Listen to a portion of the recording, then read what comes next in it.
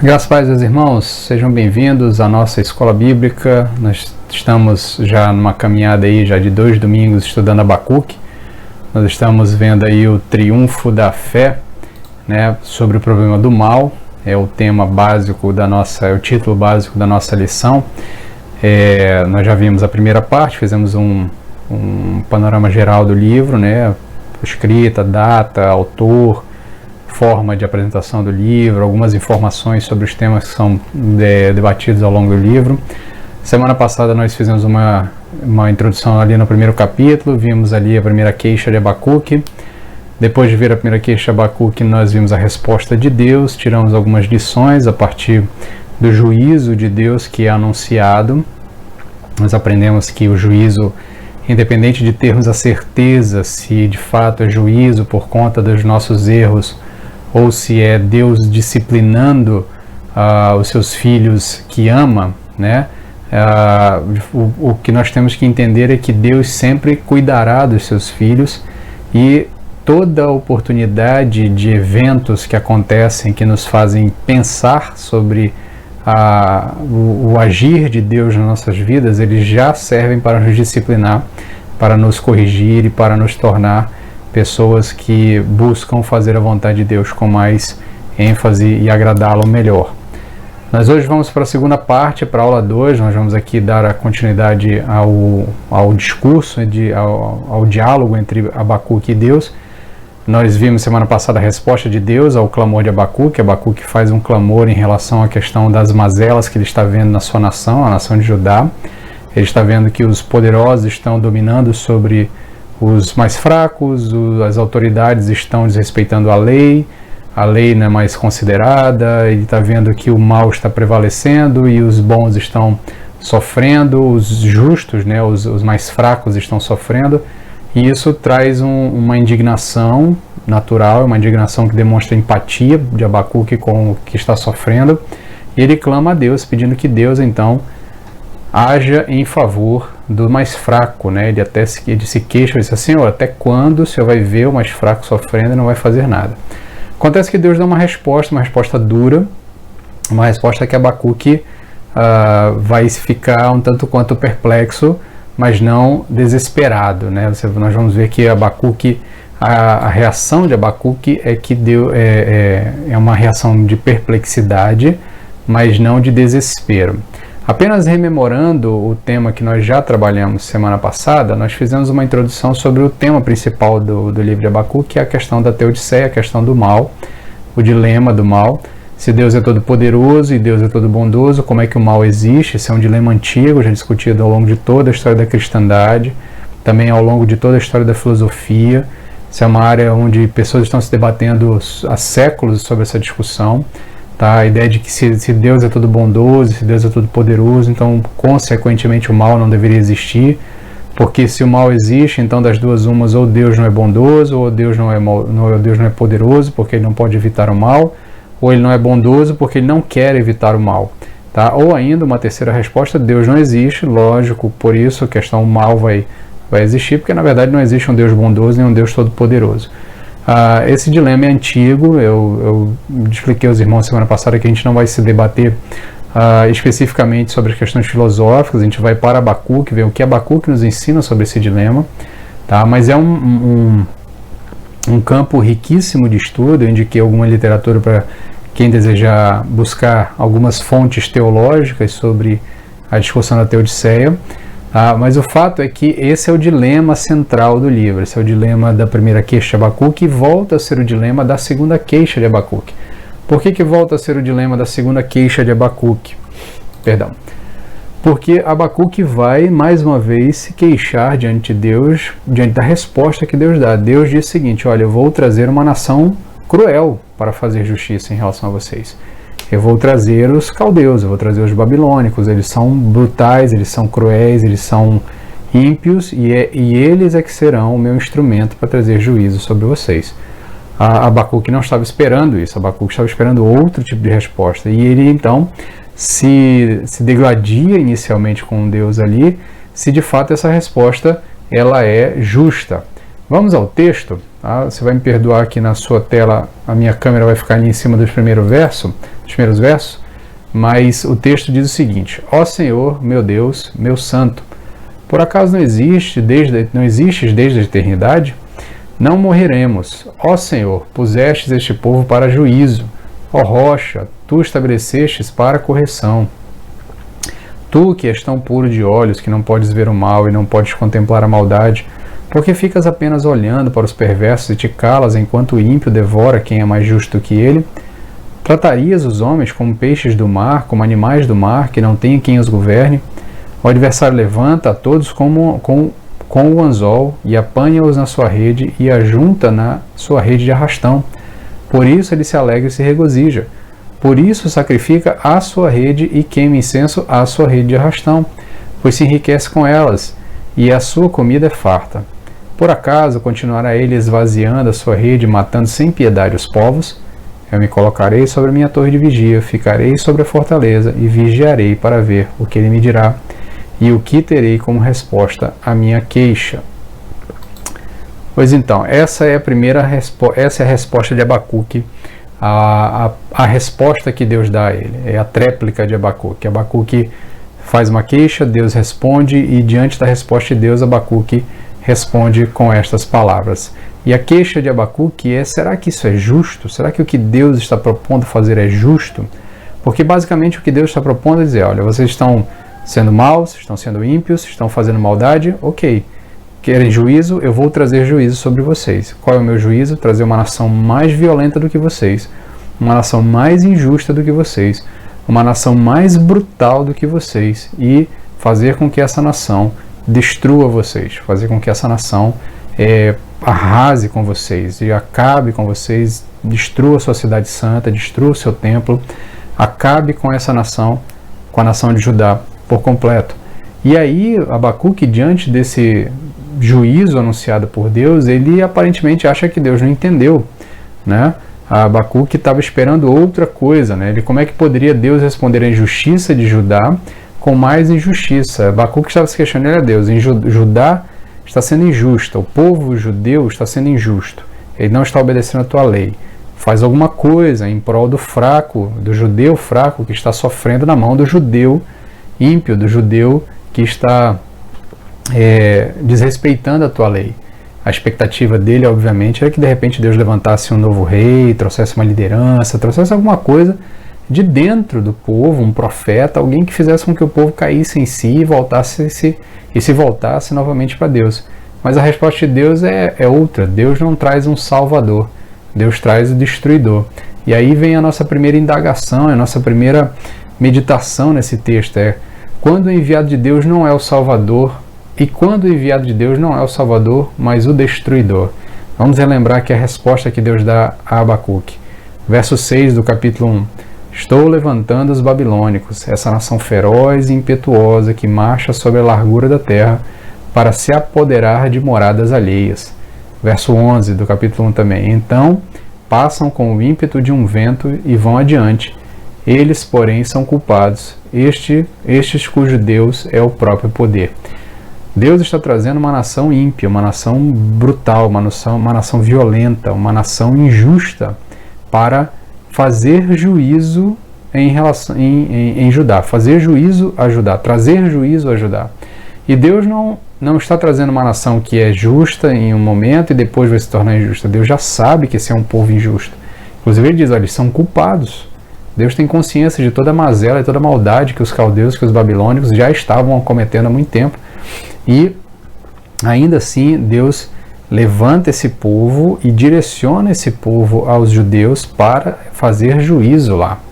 A soberania de Deus e o seu controle da história nem sempre seguem a nossa cartilha de expectativas. Isso é interessante, porque muitas vezes quando nós vemos a mazela que nós vivemos mesmo no nosso país, no Brasil, nós vivemos, não é muito diferente do clamor inicial de Abacuque ali, né? Nós inclusive chamamos a atenção isso na última aula, de que o texto de Eclesiastes, de que não há nada de novo debaixo do sol, se mostra muito presente, né? Porque nós lemos a queixa de Abacuque, e a queixa de Abacuque não é diferente do que nós vivemos na nossa nação. poderosos ignorando a lei, poderosos abusando dos mais fracos, os poderosos, uma casta política e uma casta econômica que domina sobre uma parcela gigantesca de pessoas mais vulneráveis, que não têm acesso a uma série de garantias que outras pessoas têm, embora a lei lhes garanta essa situação. Nós vemos agora mesmo, nesse momento de pandemia, os mais vulneráveis, os mais pobres estão sofrendo mais, porque não têm acesso a tratamento, muitas vezes não têm acesso a um hospital particular, até mesmo porque os hospitais particulares também estão sofrendo com todo o volume de atendimento, mas o fato é que essas pessoas muitas vezes não podem também ficar em casa, né, obedecendo às orientações de isolamento. Por quê? Porque precisam ganhar o pão de cada dia, porque muitas vezes não tem uma casa com o mínimo de conforto que lhes permita passar ali 24 horas confinados dentro de casa. Muitas vezes você tem uma família de 5, 6, 7 pessoas confinadas em um quarto e sala com cozinha conjugado ali, e essas pessoas estão de fato sofrendo, enquanto para muitos outros a quarentena não é tão dolorosa, porque tem casas longas, tem internet, tem TV a cabo, tem uma série de regalias que lhes permite passar bastante tempo isolados dentro de casa. E então nós vemos que os mais fracos vão sofrendo por conta, muitas vezes, do descaso das lideranças políticas, do descaso dos mais poderosos. E diante disso, muitas vezes nós oramos a Deus e pedimos: Deus, faz alguma coisa, socorre o teu povo, traz justiça ao teu povo. E a nossa expectativa é sempre que Deus levante um salvador da pátria, que Deus levante um líder que nos leve de volta aos caminhos de Deus, ou que traga a nação aos caminhos de Deus. Só que aqui, no caso de Abacuque, o interessante é que Deus não levanta um salvador da pátria, Deus traz o destruidor. E isso nos faz pensar sobre as ações de Deus no nosso meio, na nossa vida, na nossa história. Nem sempre a soberania de Deus, o seu controle sobre a história, vai atender a nossa expectativa. Deus conhece o que deve ser feito porque Ele é o autor da história. E às vezes, sim, Deus trará mais dor e mais sofrimento, mais destruição, e levantará, sim, lideranças que não são justas, permitirá que lideranças não justas cheguem ao poder, e muitas vezes isso é juízo de Deus para nós, isso é juízo de Deus para a nossa realidade. É o que o povo de Judá estava experimentando no seu tempo. Deus permitiu, trouxe os caldeus, direcionou os babilônicos para Judá, de maneira que eles destruíssem Judá, e isso era ação de Deus, isso era juízo de Deus sobre Judá. E nós vamos ver como é que Abacuque lida com isso, e vamos tirar algumas lições para nós. A primeira coisa que nós percebemos é que os caminhos de Deus são duros, tá? Eles não são sempre floridos e tranquilos. Deus não nos promete blindar do mal. Deus nos promete que estará conosco. O pastor não evita o vale da sombra da morte. O pastor caminha com as ovelhas no vale da sombra da morte. Tá? Muitas vezes o vale da sombra da morte é necessário para a ovelha. É o melhor caminho para a ovelha. Tá? Ali na ideia do Salmo 23, não é que o pastor ficou perdido e teve que passar pelo Vale da Sombra da Morte. Não, o Vale da Sombra da Morte era o melhor caminho naquele momento, era o caminho que tinha que ser trilhado, só que a diferença é que a ovelha não está passando pelo Vale da Sombra da Morte sozinho, a ovelha está acompanhada. Ainda que eu andasse no Vale da Sombra da Morte, não temerei mal algum, porque tu estás comigo. A ideia de que o pastor está caminhando com a ovelha mesmo no Vale da Sombra da Morte. Então, muitas vezes, nessa tentativa de desculpar Deus diante das mazelas do mundo, algumas pessoas tentam minimizar alguns atributos de Deus. Ou minimizam a sua onisciência, dizendo que Deus não sabia, ou minimizam a sua onipotência, dizendo que Deus não poderia evitar aquilo em respeito a uma espécie de liberdade humana, ou ainda minimizam o seu controle da história, achando que Deus não conhece o fim da história, não conhece o desenrolar da história, como se Deus tivesse dado corda no mundo e agora está esperando para ver o que acontece. Não nos parece ser isso que a Bíblia apresenta sobre Deus. A Bíblia nos fala de um Deus que revela o fim da história no livro de Apocalipse. Se esse Deus revela o fim da história, é porque ele conhece toda a história, ele trilhou toda a história até o final. Então, diante de algumas catástrofes, as pessoas costumam dizer que Deus não sabia, ou que ele não poderia fazer nada, ou que ele não poderia evitar, porque isso é consequência das escolhas dos homens e coisas nesse sentido. Um certo teólogo brasileiro, comentando sobre o tsunami que aconteceu nas ilhas, na região da Indonésia ali alguns anos atrás, ele diz o seguinte: o mal não procede de Deus e não é promovido ou determinado por Deus. O mal é consequência inevitável da liberdade humana que teme em dar as costas para Deus e tentar fazer o mundo acontecer à sua própria maneira. O problema é que, embora pareça interessante, pareça até correto essa expressão não casa, ela não se explica diante de Hebreus capítulo 1, verso 6. Deus diz claramente a Abacuque: olha, eu estou levantando os babilônicos, essa nação feroz e impetuosa que marcha sobre a largura da terra para se apoderar das moradias alheias. Deus é quem estava levantando os babilônicos. Os babilônicos não estavam surgindo do nada, alheios à vontade de Deus. O que Deus deixa bem claro é: eu estou trazendo os babilônicos, eu estou levantando essa nação cruel, essa nação brutal, essa nação ímpia, essa nação injusta, e eu vou encaminhar essa nação até Judá, e essa nação será a mão, será a extensão da minha mão no juízo que eu trarei sobre vocês. Essas coisas nos fazem meditar sobre os caminhos de Deus, sobre como Deus não está adstrito às nossas expectativas. Como eu comentei anteriormente, no slide anterior, a nossa expectativa é sempre que Deus levante juízo, no sentido, traga justiça, no sentido de nos trazer um Salvador, nos trazer alguém que nos livre do mal. Mas às vezes Deus, na sua soberania, escolhe trazer mais mal, mais juízo, mais mazela, mais dor, porque este é o caminho para que nós percebamos o nosso erro.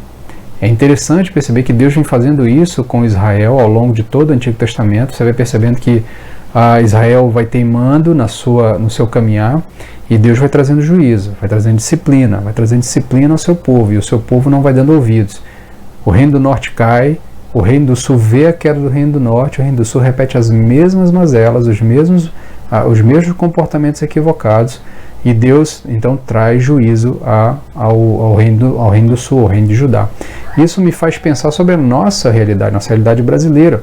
Nós muitas vezes clamamos a Deus por justiça em nossa nação, por transformação e por avivamento, mas pode ser que Deus, na sua soberania, traga, na verdade, mazelas ao nosso povo, para que o nosso povo perceba que a vontade de Deus está sendo ignorada e que o mal que nós estamos experimentando é juízo de Deus sobre nós. Tenho acompanhado nos dias atuais, no momento que nós gravamos essa aula, estão acontecendo diversas manifestações ao redor do globo, ao redor do mundo, por conta de questões de racismo, né? Ações da polícia americana que foram alvo de uma série de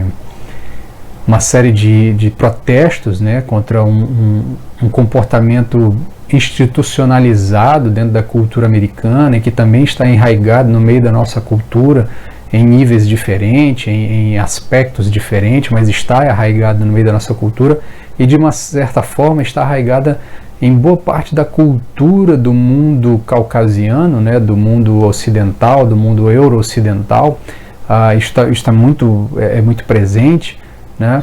Então nós percebemos que, diante dessa mazela, a igreja que tem a resposta na sua mão. Afinal de contas, o que é a igreja? A igreja é a união de gente de todo o tipo, de todas as nações, de povos e raças. O que o texto de Apocalipse diz é que de todas as tribos, povos e raças, muitos irão louvar ao Senhor. Ou seja, a igreja é essa união de todas as nações diante de Deus.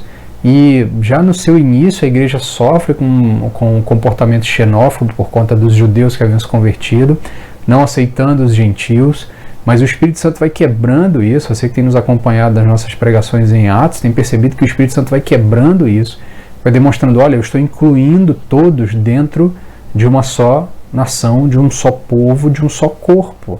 O apóstolo Paulo, mais para frente, vai dizer que nós somos um corpo só. Esse corpo é composto de gente de todas as nações, e naquela região ali, por óbvio, haviam muitos negros, tá? Nós estamos falando de um cristianismo que cresce para o norte da África, um cristianismo que é asiático, que é oriental no seu início ali, no Oriente Médio ali, não são caucasianos, mas com o passar dos anos ele vai subindo em direção à Europa, e essa igreja, que muitas vezes se calou diante da maldade perpetrada em relação aos povos negros, é uma igreja que ignora, tá?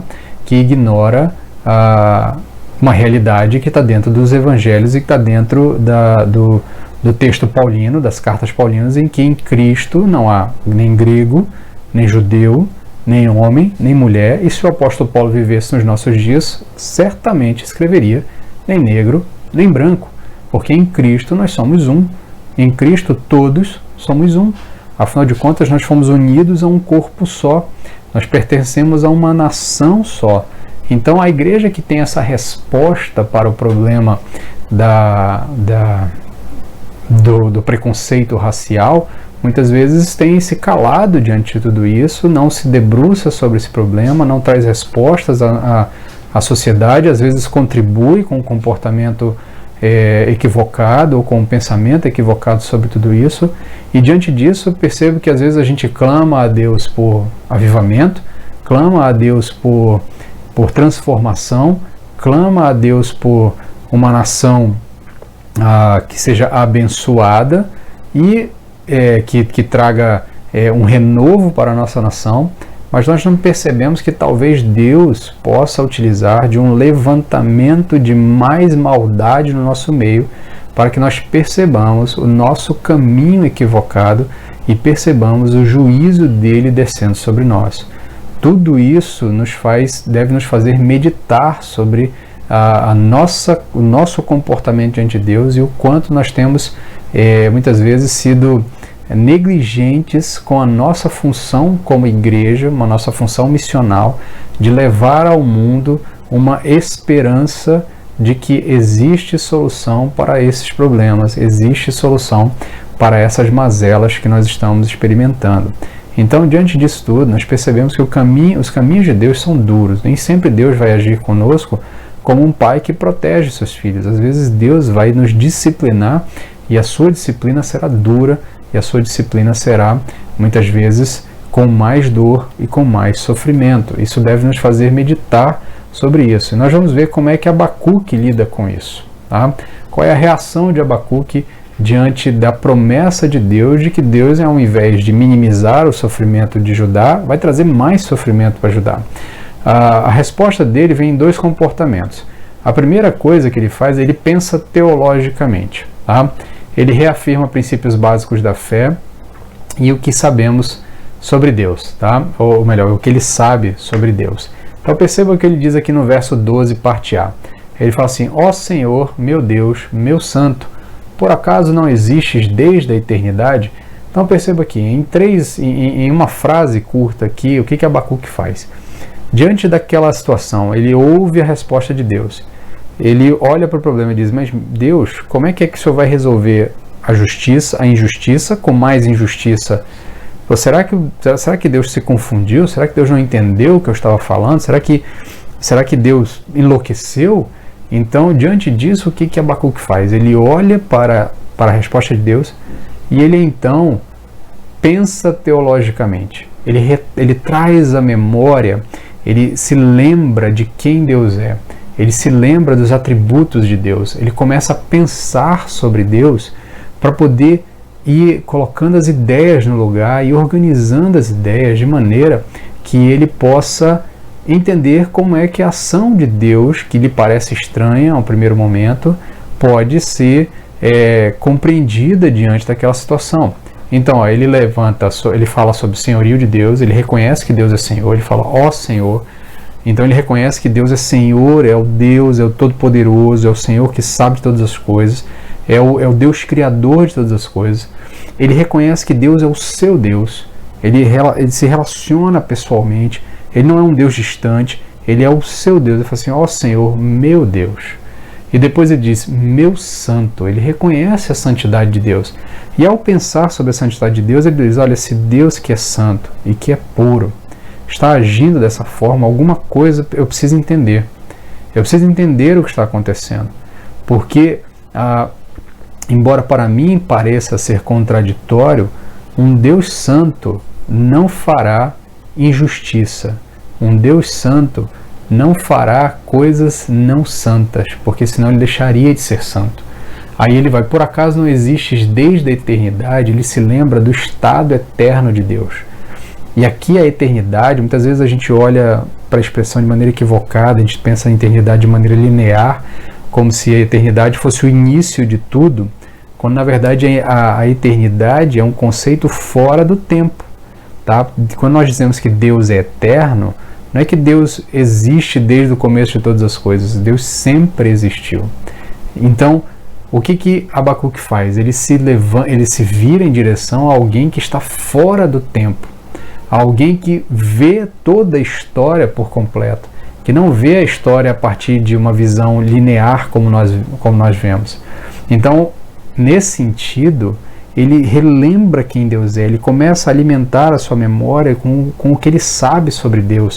Ele começa a pensar teologicamente, porque o conhecimento de Deus é o maior antídoto contra o desespero.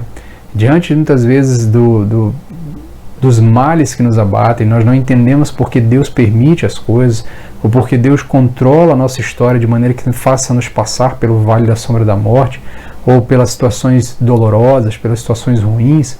Muitas vezes nós nos desesperamos, ou muitas vezes nós começamos a indagar a Deus, ou questionar a Deus, e nós nos esquecemos de Deus, esquecemos dos atributos dele. Nós esquecemos que Deus é eterno, Deus sabe de todas as coisas. Nós esquecemos que Deus é onisciente, é onipotente, é onipresente. E nos rememorar disso, fazer a nossa mente lembrar dos atributos de Deus, de quem Deus é, da sua história, do que Ele já fez por nós, isso nos ajuda a lidar com toda essa situação.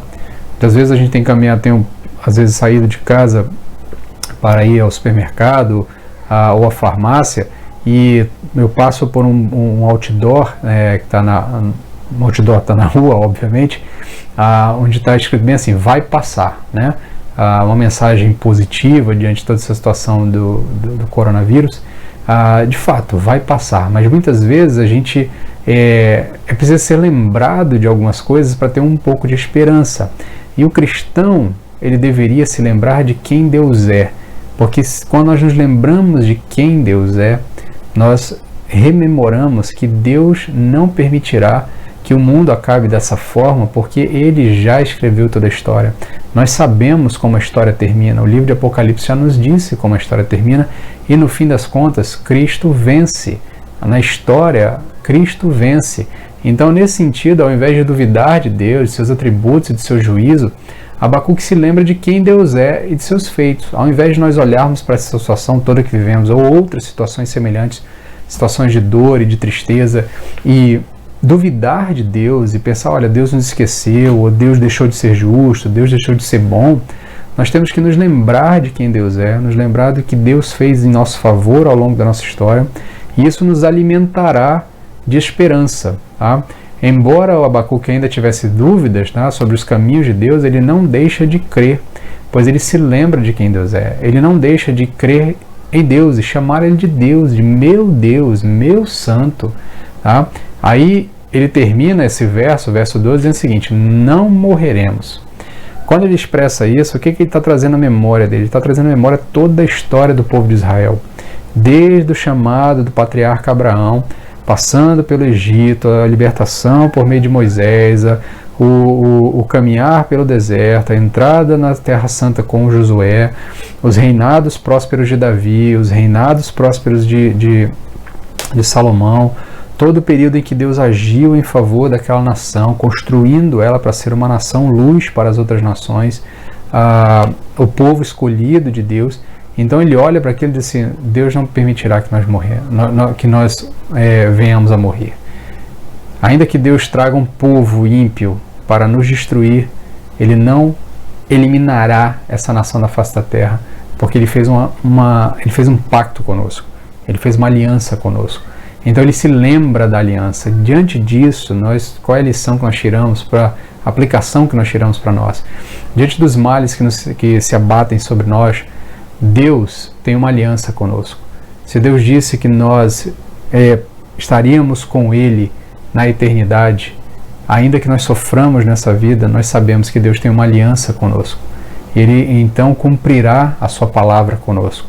Ainda que nós venhamos a padecer do mal nesses dias, Deus disse que sempre estaria conosco. Jesus Cristo, quando sobe aos céus, Ele diz aos seus discípulos: e eis que estou convosco todos os dias, até a consumação dos séculos. Então, quando Abacuque se lembra da sua história, da história do seu povo, da história do pacto que o seu povo tinha com Deus, ele diz: diante disso, nós não vamos morrer. Nós não vamos morrer. E ele reconhece: ó Senhor, pusestes este povo para juízo. Ó rocha, tu estabelecestes para correção. Ele lembra que Deus é a rocha, que Deus é o sustento, que Deus é a base, que ele pode esperar a resposta para os males da sua situação.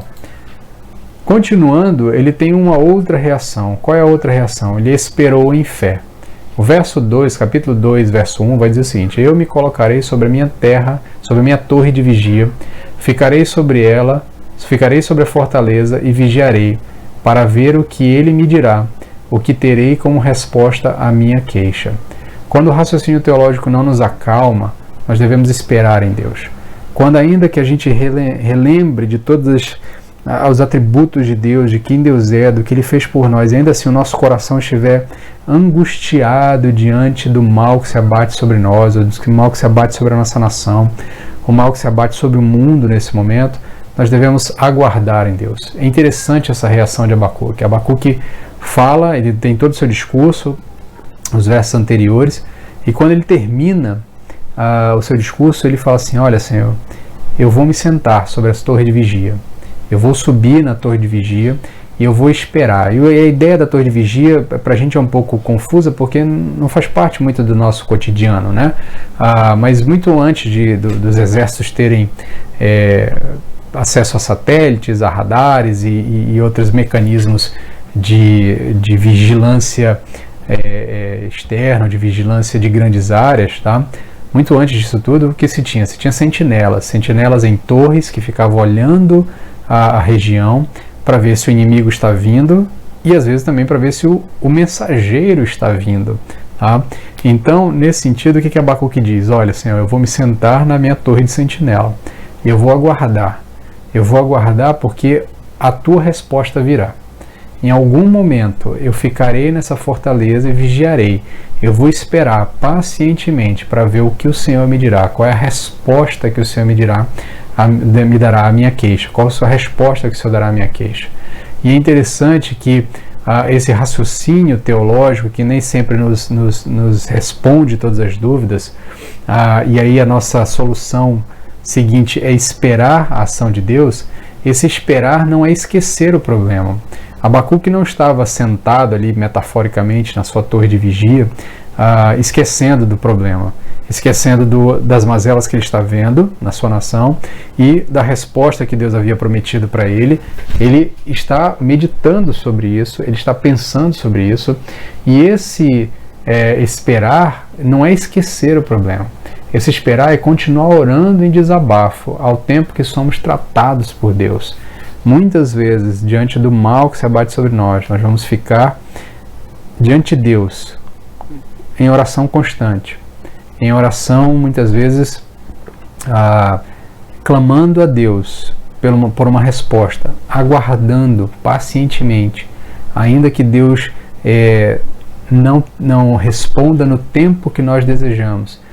Nós esperaremos pacientemente em oração, não relembrando a Deus, porque Ele não esquece das coisas, mas demonstrando a Deus que nós estamos ali, aguardando a sua resposta.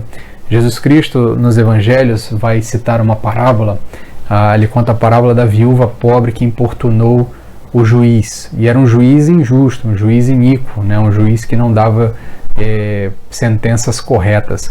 E aquela senhora, aquela viúva, ela tinha uma causa que dependia do julgamento daquele juiz, e ela noite e dia literalmente perturbava aquele homem.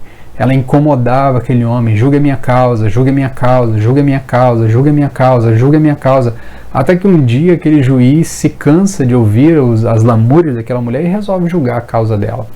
E aí Jesus Cristo fecha dizendo: olha, se esse homem que é iníquo, que é injusto, se esse juiz que é injusto conseguiu responder ao clamor de uma mulher, muito mais Deus, que é o justo, muito mais Deus, que é o justo juiz, não deixará de ouvir o clamor de vocês e não deixará de ouvir o clamor e dará a resposta a vocês.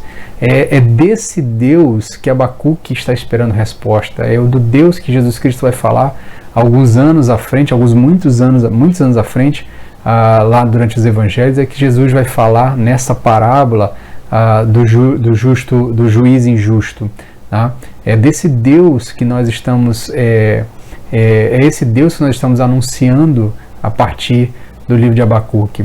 E aqui quero trazer à lembrança o texto do Salmo 62, capítulo 1 Salmo 62, verso 1 e 5, que diz o seguinte: somente em Deus, ó minha alma, espera, silenciosa, dele vem a minha salvação. Somente em Deus, ó minha alma, espera silenciosa, porque dele vem a minha esperança.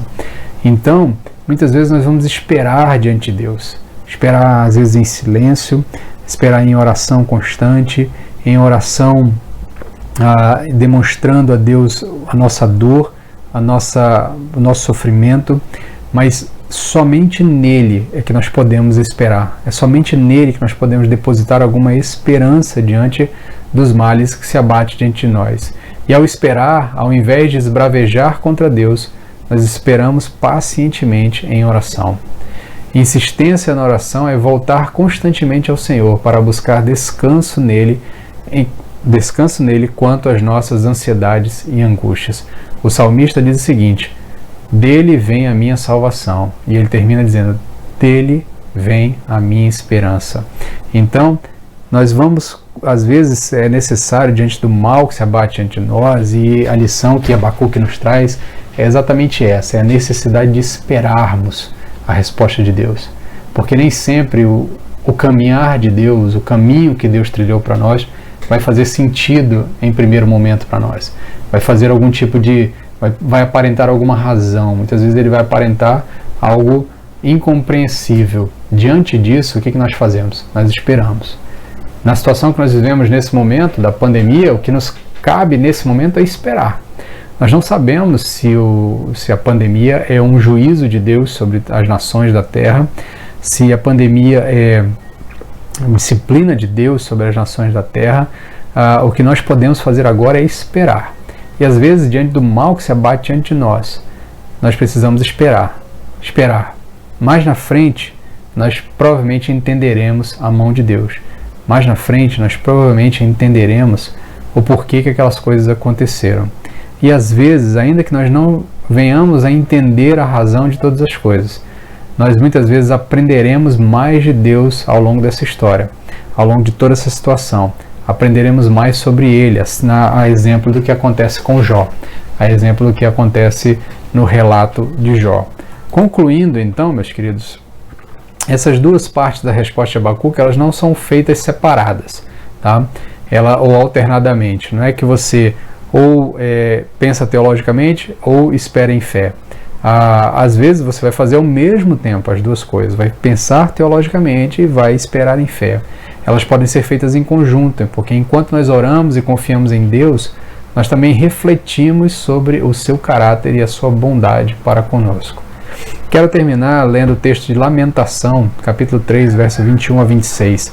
Esse é um texto interessante de Lamentação, por quê? Porque Jeremias está vendo o resultado dessa profecia que é dada a Abacuque por Deus.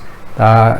Jeremias está vendo a destruição da sua nação, a destruição de Israel, ou melhor, a destruição de Judá. E ele tem um livro inteiro, o livro de Lamentações, é o livro que retrata todo o sofrer de Jeremias diante do juízo que Deus desce sobre Judá, a destruição de Jerusalém. E aí, lá no capítulo 3, Jeremias vai nos trazer uma palavra de esperança diante das mazelas. Ele diz o seguinte: mas quero lembrar do que me pode dar esperança. A bondade do Senhor é a razão de não sermos consumidos.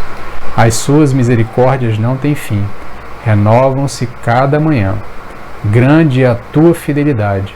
Digo a mim mesmo: a minha herança é o Senhor, portanto esperarei nele. Bom é o Senhor para os que esperam nele, para quem o busca. Bom é ter esperança e aguardar tranquilo a salvação do Senhor. Essa é a palavra final dessa lição de Abacuque. A palavra final de Abacuque é esperança. Abacuque tem esperança de que Deus sabe o que está fazendo. Abacuque tem confiança, porque ele se lembra de quem é Deus. Ele sabe que Deus não é um Deus qualquer, ou é uma criança brincando mimada. Deus sabe o que está fazendo. E se Deus optou por trazer juízo a Judá por meio de uma nação dura, iníqua, e trazendo mais dor e mais maldade, mais violência à experiência de Judá, Deus sabe o que está fazendo. E Jeremias nos ensina, a partir do resultado dessa profecia, de que bom mesmo é esperar no Senhor, de que bom é ter esperança e guardar tranquilo a salvação do Senhor. A palavra que eu quero dar final para você nesse momento é que você traga à sua memória quem é Deus. Traga à sua memória as coisas que podem lhe dar esperança. E o que lhe pode lhe dar esperança? Lembrar-se de quem é Deus. Quando nós nos lembramos de quem é Deus, nós conseguimos colocar diante dele as nossas dores, sabendo que Deus é um Deus que responde a oração, sabendo que é um Deus que sabe o que está fazendo, que tem o controle sobre todas as coisas e que não está sendo pego de surpresa pelos eventos que estão acontecendo ao nosso redor. Que Deus te abençoe, peço que você me acompanhe numa oração final e domingo que vem, se Deus assim permitir, daremos continuidade aos estudos em Abacuque com a resposta de Deus a esse segundo clamor de Abacuque. Oremos. Senhor, tem misericórdia de nós, Pai. Ajuda-nos a entender como lidar com esses dilemas, Pai. Nem sempre é fácil. Nós estamos diante de tantas situações que nos apertam o coração e nos tiram muitas vezes o gosto pela vida, o gosto pelas coisas. Nós olhamos a TV e vemos morte, vemos destruição, vemos maldade. Nós olhamos os noticiários e a injustiça continua prevalecendo, homens disputando poder, muitas vezes sem se preocupar com os mais fracos, estão muitas vezes numa guerra de vaidades, numa guerra de egos, e nisso o povo sofre, nisso a nação mingua, e nisso nós somos muitas vezes lançados em um caminhar de desesperança. Mas nós queremos aprender com Abacuque, queremos aprender com Jeremias também, Pai. Nós queremos trazer à memória a certeza com quem nós nos envolvemos, com quem nós nos relacionamos, com o Deus eterno, com o Deus santo, com o Deus poderoso. Então ajuda-nos, Pai, que o Teu Santo Espírito aqueça os nossos corações, que o Teu Santo Espírito traga-nos à memória quem Tu és, que o Teu Santo Espírito nos lembre dos Teus feitos em nossas vidas, do que Deus já tem feito em nosso favor por tantas vezes, que nós não nos esqueçamos das Tuas misericórdias, que, como Jeremias disse, renovam a cada manhã, e são a causa de nós não sermos consumidos, porque nós não somos bons, Senhor. Nós olhamos muitas vezes os maus prevalecendo e nos sentimos ofendidos, mas se nós olharmos para nós mesmos, nós saberemos, nós não somos bons. Nós carecemos da Tua graça, carecemos da Tua misericórdia, carecemos, Pai, do Teu amor que nos molda a imagem e semelhança de Jesus Cristo, nosso Senhor. Nós te pedimos então, Pai, ajuda-nos, Pai, diante de toda a situação que nós vivemos, de mazelas e de maldades que muitas vezes não entendemos, a tua ação no meio de tudo isso. Ajuda-nos a pensar teologicamente, a nos lembrar de Ti, a nos lembrar dos Teus atributos, a nos lembrar de quem é o nosso Deus, quem é o nosso Senhor, quem é o Senhor poderoso, Criador dos céus e da terra. E ajuda-nos também, Pai, a esperar pacientemente a Tua resposta, esperar pacientemente a Tua explicação para os nossos males e esperar pacientemente a Tua revelação, nos dando a satisfação e a explicação do porquê muitas vezes estamos sofrendo. Ajuda Teu povo espalhado pela face da terra, é o que te pedimos, em nome de Jesus. Amém. Amém, meu querido. Convido você então a estar conosco no próximo domingo para darmos continuidade a esse estudo em Abacuque, e também todos os domingos à noite, às 19 horas, se Deus assim permitir, nossas mensagens em Atos estão sendo publicadas aqui mesmo no YouTube e no Facebook. Fique na paz. Se você tiver alguma dúvida, tiver algum comentário, usa aí a parte de comentários, tanto no YouTube quanto no Facebook, na medida do possível. Se você tiver dúvidas, alguma necessidade, nós entraremos em contato com você e daremos a resposta, se Deus nos permitir ou tivermos condição de responder. Caso contrário, a gente vai procurar outros meios de lhe auxiliar. É o que eu desejo a você, que você tenha um restante de semana, eu não sei que momento você está assistindo esse vídeo, mas que você continue na paz do Senhor, confiando nele e crendo que Ele tem o controle sobre todas as coisas. Fique na paz e até semana que vem.